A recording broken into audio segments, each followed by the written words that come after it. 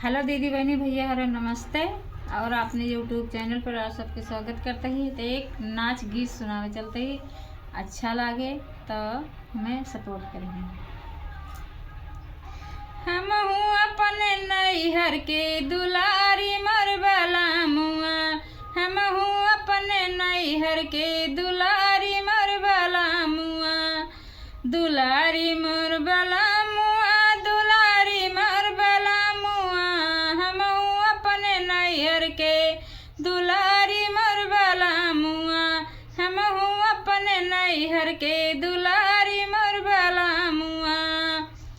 अरे कैसे के सासु हमसे गड़वा दबाईबू, कैसे के सासु हमसे गड़वा दबाईबू, गड़वा दबाईबू हो गड़वा दबाईबू।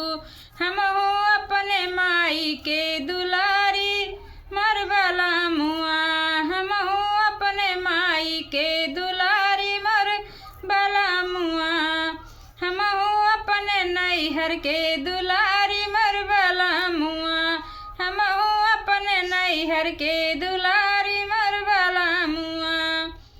कैसे के जेठनी हमसे रटिया बेलवाईबू, कैसे के जेठनी हमसे रटिया बेलवाईबू, रटिया बेलवाईबू हो रटिया बेलवाईबू।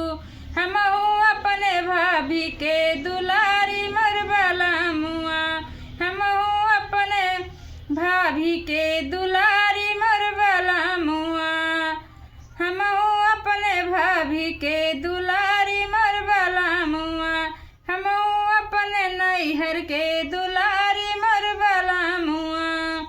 कैसे के देवरा हमसे कपड़ा धोलवाई ब्या, कैसे के देवरा हमसे कपड़ा धोलवाई ब्या, हम हूँ अपने भैया के दुलारी